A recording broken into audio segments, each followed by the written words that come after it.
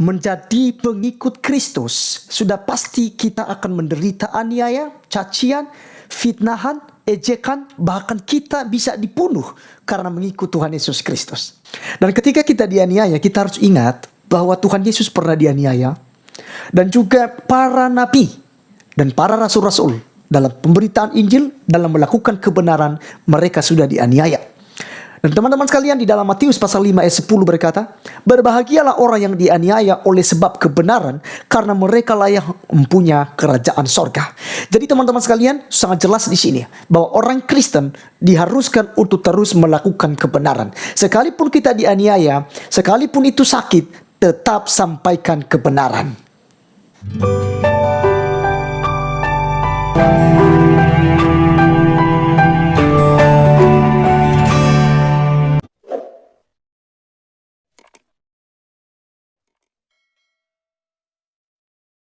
Salam teman-teman sekalian, berjumpa kembali dengan saya Arif Gule di channel TV Laskar Kristus ini. Ini channelnya kita bersama, jangan lupa dukung dengan cara subscribe, like, dan komen, serta share video-video daripada channel ini. Pada kesempatan kali ini teman-teman sekalian, kita akan mendengarkan sebuah pidato atau jawaban ketika Pak Basuki Cahayapurnama, yaitu Pak Ahok, ditanyai kenapa adem sekali ketika dia divonis, bahkan dijatuhkan hukuman, dia harus ditahan dan harus dipenjarakan karena dianggap menistakan agama pada waktu itu. Dan ada seorang muslim yang bertanya kepadanya kenapa dia bisa menghadapi hal itu walaupun dicaci maki, walaupun dihina, dijebloskan dalam penjara, tetapi Pak Ahok tetap tabah, tetap penuh dengan santun dan juga santai untuk menghadapinya. Maka teman-teman sekalian, saya diberkati, mari saya berbagi hal ini supaya kita juga mendapat berkat di dalamnya. Dan mari kita langsung saja untuk menonton videonya yang ada berikut ini. Bapak menyampaikan sesuatu kepada semua yang ada di sini ini tentang ada dua hal yang menurut saya perlu saya apresiasi tentang Pak Ahok ini. Pertama adalah masalah keberanian, yang kedua melawan dengan benar. Artinya melawan dengan benar itu begini, bagaimana kiatnya Pak Ahok itu bisa melawan tanpa ada kebencian yang babi buta. Jadi walaupun diserang di Jakarta seperti begitu, Pak Ahok ini melawannya tidak membabi buta loh, tidak dengan kebencian, tetap dengan prosedur yang benar, dipanggil polisi ya datang.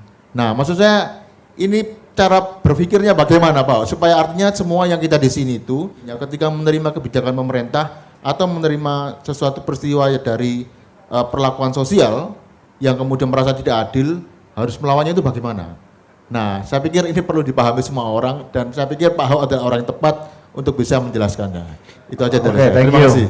Mana tidak dengan kebencian, ini mohon maaf, ini bicara keyakinan. Saya termasuk orang Kristen yang yakin setelah masuk kuliah. Tidak melakukan perlawanan sebetulnya. Jadi sejarah kekristenan setelah Yesus disalib, Stefanus dirajam dengan batu, 300-an tahun itu penganiayaan besar-besaran kepada namanya pengikut Yesus. Penganiayaan demi penganiayaan. Sampai waktu mau jatuh ke penganiayaan yang masif, Kaisar Roma itu Konstantin jadi Kristen. Itu pun tanda tanya Kristennya. Disitulah baru agama Kristen jadi agama berkuasa. Tapi sepanjang 300-an tahun itu dianiaya. Maka Yesus pesannya apa sebelum dia meninggal dan naik ke surga, ya bangkit naik ke surga. Orang Kristen percaya dia bangkit. Kalau ada dengar penganiayaan, kamu mesti lari, pergi. Berdoalah supaya nggak penganiayaan itu ada di musim dingin. Dan yang kasihan ibu-ibu yang hamil. Artinya saya ada penganut yang percaya. Kamu mau kejam pada saya pun, Allah yang kami kenal dalam Yesus Kristus itu adalah hakim seluruh bumi. Kamu mau berbuat apapun, kalau tanpa seizin Tuhan, nggak mungkin berlaku pada saya. Makanya waktu saya pilkada orang curang kepada saya, mereka bilang sama saya, gimana bos? Kalah. Saya bilang dicurangi pun atas seizin Allah. Tanpa izin Allahku, Dan Allahmu juga, saya bilang. Tidak mungkin kamu berhasil mencurangi saya. Saya diizinkan oleh Allah, maka bisa masuk ke dalam Makobrimob. Tanpa seizin Allah, nggak bisa. Kalau saya tahu itu seizin Allah, kenapa saya mesti marah? Allah punya maksud baik kepada saya. Soal orang yang merancang kejahatan, biarlah Allah yang akan bertindak terhadap dia. Mudah-mudahan dia juga menjadi orang yang bertobat mengenal Allah. Sama kayak ditanya wartawan kasus sekarang soal salib gimana? Buat orang Kristen tidak akan marah sebetulnya. Ketika orang mengatakan salib ada jin atau apapun. Tuh dia sedang berhadapan dengan Allah. Dan bagi iman saya, Allah saya itu Allah yang hidup. Allah yang sudah bangkit dari mati. Dia bisa berbuat apa saja. Dunia diciptakan dari dia. Jadi saya tidak. Nah, ini soal keyakinan saya. Jadi kalau ada orang nyakitin saya, ya bisa kita emosi ya. Tapi saya begitu pulang, saya hanya berdoa saja, ngadu sama Tuhan. Dia begitu sama saya. Kalau Tuhan mau menghukum dia, makanya saya dalam menjawab di pengadilan. Kalau kalian menjolimi saya, maka Allah akan mempermalukan kalian satu persatu. Dan itu ternyata Allah lakukan. Dan saya punya pengalaman orang yang ngerjain saya, dari saya berpolitik, dari yang stroke sampai mati banyak. Saya bisa hitung orang-orang itu. Makanya bagi saya pembalasan itu adalah haknya Allah, bukan saya.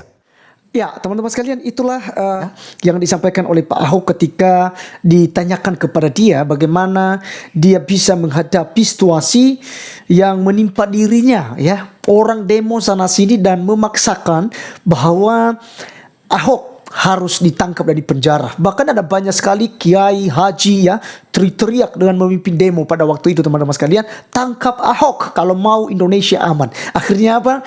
Ya, para hakim dan juga pemerintah takut ya dengan desakan massa pada waktu itu. Akhirnya apa? Ya lebih baik gitu ya. Karena kalau tonton secara full video daripada Pak Ahok ini, teman-teman sekalian, dia menyampaikan bahwa sebenarnya dia tidak bersalah, tetapi dia harus disalahkan supaya tidak terjadi konflik besar-besaran di waktu itu. Nah, teman-teman sekalian, satu hal yang menarik tadi dari Pak Ahok, bahwasanya dia katakan siapapun yang mau menyakiti saya, musuh-musuh saya yang membenci saya tidak perlu membalas, kami tidak perlu membenci gitu. Ya dia katanya memberikan peluang, memberikan kesempatan bagi Allah untuk membelanya dan untuk menghukum musuh-musuhnya. Dan sangat jelas teman-teman sekalian, tadi sempat disinggungnya lagi tentang perkataannya ketika di dalam ruang sidang.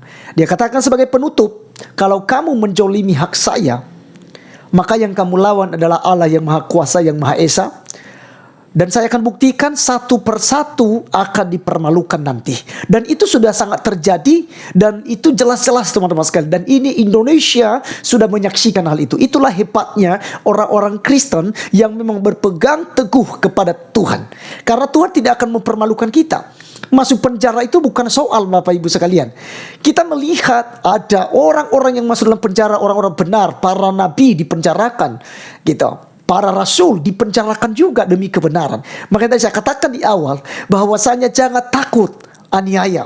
Sebab sudah wajar kita hadapi itu. Sudah pasti kita tidak bisa menghindar dari kenyataan itu. Tetapi ingat bahwa Tuhan ada di pihak kita. Tuhan yang akan membela hak-haknya kita. Teman-teman sekalian, Alkitab catat di dalam Roma 12 ayat 19. Saudara-saudaraku yang kekasih, janganlah kamu sendiri menuntut pembalasan, tetapi berilah tempat kepada murka Allah. Sebab ada tertulis, pembalasan itu adalah hakku. Akulah yang akan menuntut pembalasan, firman Tuhan. Nah, inilah yang dimengerti oleh Pak Ahok. Dan ini menjadi berkat bagi kita semua, bagi orang-orang Kristen se-Indonesia bahkan sedunia. Percayalah bahwa ketika saudara membawa kepada Tuhan, mengadukan kepada Tuhan, ya apa yang menjadi persoalan saudara ketika saudara diperbuat secara tidak adil, dihukum secara tidak adil, dianiaya secara tidak adil, maka teman-teman sekalian, percayalah bahwa Tuhan yang akan memberikan pembalasan. Dan ini satu contoh yang real, nyata dari ucapan Pak Ahok. Dan ini sebuah fenomena Dan saya bisa katakan bahwa inilah iman yang bisa dibuktikan. Yang sudah terbukti sendiri bahwa Allah itu tidak menutup telinga kepada teriakan mereka yang minta tolong kepadanya. Sekali lagi, jika ada masalah, serahkan pada Tuhan. Tuhan yang menjadi pembela kita. Izinkan Tuhan yang memberikan pembalasan kepada orang-orang yang menjolimi kita. Mari kita melanjutkan apa yang disampaikan oleh Pak Ahok tentang yang mustahil bagi manusia, tetapi tidak mustahil bagi Allah. Sangat mungkin jika Allah berkehendak. Berikut videonya. Saya tinggal ngadu saja. Jadi kalau ada orang mengatakan saya gini, lu mana bisa jadi presiden, Hok? Ya udah, aku cuma ngomong saja. Kata dia nggak bisa jadi presiden, ya sudah. Kayak dulu sepupu saya bilang begini, itu Koko Ahok itu gila kali ya, mau jadi gubernur DKI. Ya saya cuma ngomong saja. Apakah lalu saya pikir Tuhan bilang saya bisa jadi presiden? Oh enggak ada tuh di kitab manapun. Itu kadang-kadang itu dukun palsu itu ngomong gitu. Itu nabi-nabian palsu. Karena di Kristen juga banyak nabi-nabian palsu. Suka mengklaim Tuhan ngomong, kamu jadi ini, Tuhan ngomong. Dukun apa kamu gitu loh. Emang Tuhan gak bisa ngomong sama saya? Saya suka komplain. Tuhan ngomong, enggak. Tuhan tidak pernah ngomong sama saya bisa jadi presiden di Republik ini. Tidak. Itu jelas. Gak pernah ngomong. Baca Alkitab gak ada ngomong. Saya pengen jadi presiden, oh iya dong. Kalau jadi politik kenapa gak mau jadi presiden? Bisa jadi gak? Gak tahu. Nggak tahu. Makin orang nekan saya, makin mau potong saya supaya nggak jadi presiden, saya makin mau jadi presiden. Orang marah kan sama saya kan? Mana bisa jadi presiden? Lu udah selesai. Ya sudah. Itu kata kamu. Gue jalan terus aja pokoknya. Kan saya masih ada nafas. Saya berhak dong punya keinginan. Masa saya nggak boleh punya keinginan jadi presiden? Lalu orang marah, ya marah kamu urusan kamu lah, aku gak mau pusing. Nah, tapi jangan dibalik soalnya saya percaya saya jadi presiden. Oh, enggak. Yang penting saya pengen model Abraham ini tidak mundur. Saya aja mau jadi presiden. Kalau saya gak jadi ya lu jadi dong. Kalau kamu gak jadi anak kamu dong. Baru itu namanya Indonesia. Kalau enggak, ngapain kita di sini? Kalau satu hari kita bisa jadi presiden, kita mulai hitung-hitungan aja nih. Ngapain? Kita nggak punya hak yang sama. Nah sayangnya di antara kita, terutama orang turunan, nggak yakin tau nggak? Jadi yang paling sering marahin saya itu justru orang turunan Tionghoa dan Kristen. Dianggap membahayakan orang Tionghoa. Ini teknik pengamanan dari aparat kita juga nggak betul. Saya kenapa disingkirkan? Kalau Ahok menang juga repot kita, demo terus. Lu tangkap yang demo dong, masa gue yang disingkirin? Saya salahnya apa? Kalau kita mau berpikir secara hukum kan, tapi kita enggak, singkirin dia. Jangan ada dia pusing kita. Ini cara berpikir yang salah. Tapi siapa yang mengubah ini semua? Ya kita, generasi berikutnya. Harus ada orang berani masuk jadi aparat yang lebih tegas. Bela kebenaran, keadilan, dan peri kemanusiaan. Bukan main enak aja singkirin orang. Kan lucu kan, yang demo dia kok. Yang marah dia kok, gue yang disingkirin, gue bingung. Dipaksain dia tersangka. Takut, demo terus repot. Pengusaha Tionghoa juga marah sama saya. Kenapa marah? Lu kira demo-demo kita gak keluar duit? Untuk pengamanan? Wah, gara-gara lu ngabisin duit kita banyak, lu yang kurang ajar lu. Jadi intinya apa? Lebih baik lu gak usah jadi pejabat lagi deh, kok deh. Lu gak usah jadi lagi lah. Lu mau hidup tiap bulan berapa, kita patungan deh. Bila perlu lu keluar negeri deh. Pokoknya jangan gara-gara lu bikin kacau nih. Ini kok kita datang ke satu daerah, orang mulai mikir nih, ini Ahok mau ngapain lagi nih? Mau jadi wali kota Surabaya, pada takut lagi, bikin kacau lagi nih. Ini aja udah mulai mau demo, kayak curiga demo lagi nih. Ada front-front apa lagi nih mau demo nih. Ya dok, Ahok kesini jangan di demo loh. Untung yang punya gedung nggak takut. Kalau dibakar, bakar deh. Aku mesti lihat juga nih exit kaburnya kalau dibakar lewat mana Pak. Nginepnya bisa lewat mana. Dia mau bangun lagi 55 lantai, bakar-bakarnya dia bilang enak aja. Gak bercanda. Ini bercanda. Dia udah bosan sama gedungnya, udah kelamaan katanya, udah bosan. Dia udah bangun lagi. Nah jadi saya katakan ini soal keyakinan kami tidak pernah balas. Baik lagi soal itu. Saya tidak pernah mau balas. Kalau dulu mungkin kita emosi ya. Nah saya belajar menghadapi kasus demi kasus. Saya ditanya dari Romo. Ini mohon maaf bukan mau ngabar Kristen ya. Saya ditanya dari Romo. Saya bukan Katolik, saya Protestan. Makanya tukang protes melulu kan Protestan. Saya Protestan. Itu Uskup Agung jenguk saya. Dia tanya satu pertanyaan menarik.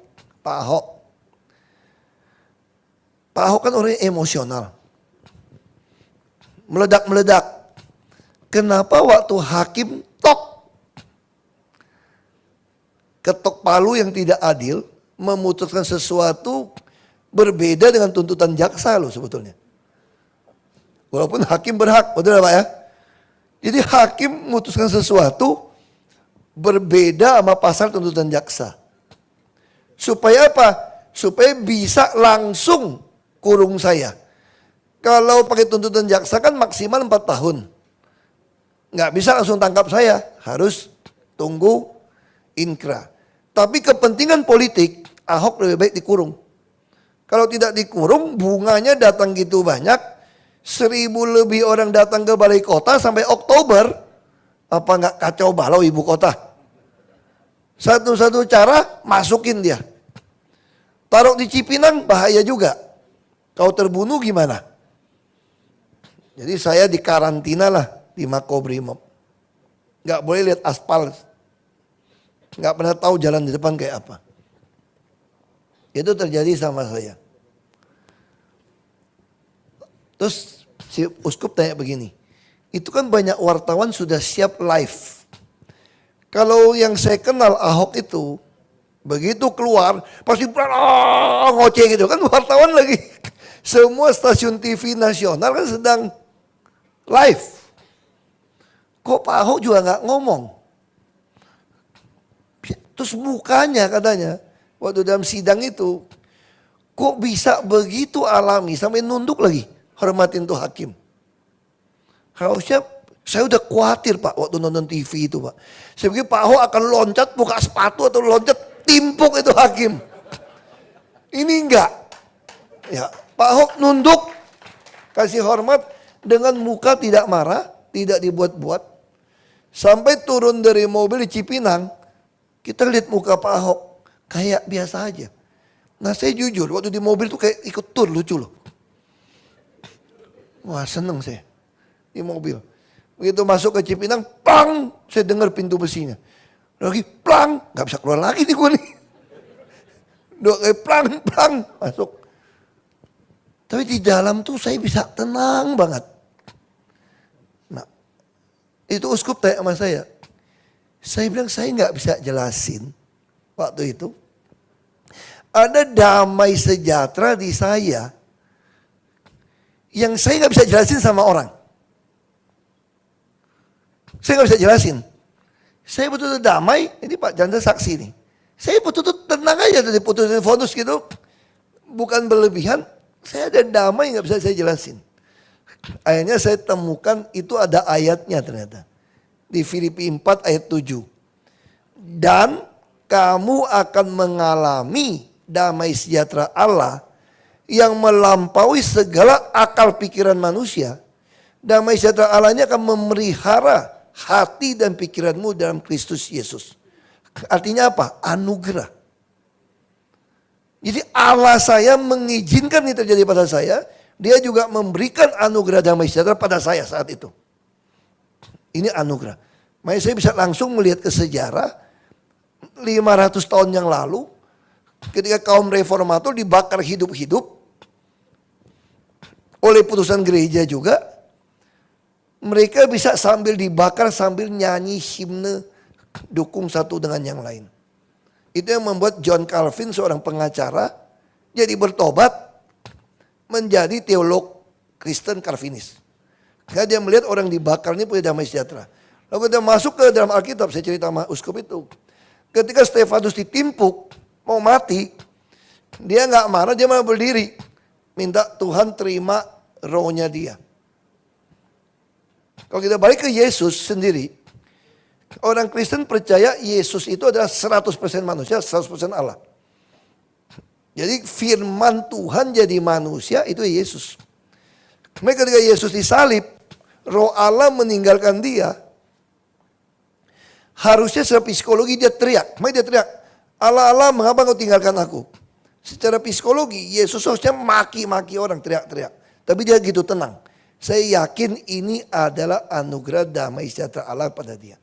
Itu yang saya alamin. Jadi saya percaya kalau Allah mengizinkan seorang jadi martir, ditembak pun, dihukum pancung pun, dia pasti punya damai sejahtera itu.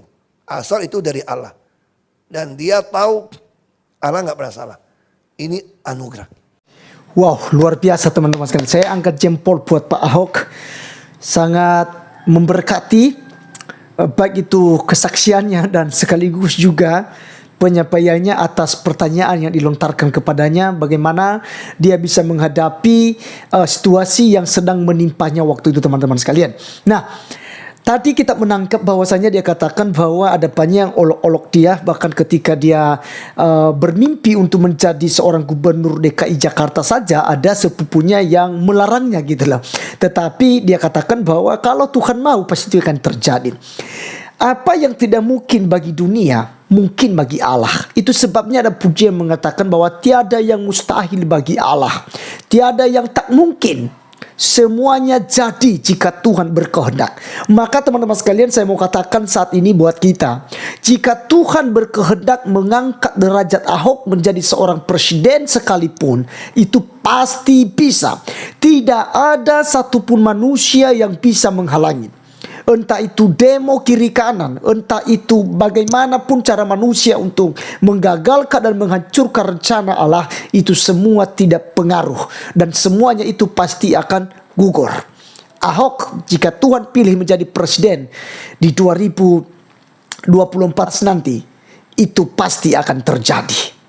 Teman-teman sekalian, ada banyak orang di luar sana bahwa orang Kristen itu bodoh, orang Kristen itu memang diejek-ejek teman-teman. Sesuai dengan dikatakan oleh Alkitab, bahwa kamu akan dikucilkan, direndahkan, dihina, dicaci maki, bahkan kita akan dibunuh karena nama Tuhan Yesus, karena kebenaran. Maka di dalam Matius pasalnya yang kelima ayat 10 itu teman-teman saya dikatakan bahwa berbahagialah kamu jika kamu dianiaya karena kebenaran. Jadi kalau kita dianiaya karena kejahatan, kita ditangkap, kita dipenjara seperti musuh-musuh Ahok karena memberontak terhadap pemerintah, ini yang salah. Tapi kalau kita dipenjara, dianiaya karena kebenaran, itu no problem, itu merupakan kebahagiaan. Alkitab catat, orang-orang tersebutlah yang akan memiliki kerajaan sorga. Teman-teman, satu ayat firman Tuhan lagi yang saya bisa bagikan buat kita. 1 Korintus 1 ayat 27 hingga ayat 29. Dia katakan begini teman-teman sekalian, firman Tuhan.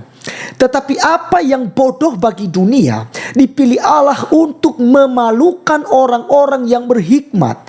Dan apa yang lemah bagi dunia dipilih Allah untuk memalukan apa yang kuat. Camkan itu baik-baik teman-teman sekalian. Kita sering dianggap minoritas, tak karuan, tak berbobot, tak akan bisa gitu loh. Tapi kalau Tuhan bertindak, maka Tuhan akan memakai yang dianggap bodoh ini oleh dunia, yang dianggap hina ini, yang dianggap lemah ini oleh dunia, untuk mempermalukan mereka yang merasa diri besar, merasa diri hebat, merasa diri benar, merasa diri bahwa agama mereka yang paling benar di muka bumi ini. Ayat 28, dan apa yang tidak terpandang dan yang hina bagi dunia dipilih Allah, bahkan apa yang tidak berarti dipilih Allah untuk meniadakan apa yang berarti, supaya jangan ada seorang manusia pun yang memegahkan diri di hadapan Allah. Jadi saudaraku dikasihi oleh Tuhan, sangat jelas ya apa yang dikatakan oleh firman Tuhan, dan ini tepat sekali dalam perjuangan Pak Ahok. Mari kita dukung. Secara pribadi saya akan dukung Pak Ahok. Kita doakan bersama-sama jika Tuhan berkehendak. Bahkan kemarin sempat dinobatkan menjadi pemimpin di ibu kota baru, yaitu ibu kota Nusantara, teman-teman sekalian ya. Jadi jika Tuhan mengkehendaki, maka tidak ada yang mustahil. Pasti akan terjadi sesuai dengan rencana daripada Tuhan Yesus Kristus. Terima kasih teman-teman sekalian. Kiranya video kali ini, pembahasan kita kali ini boleh menjadi berkat buat kita. Dan nantikan saya di video-video selanjutnya. Tuhan Yesus memberkati. Salam.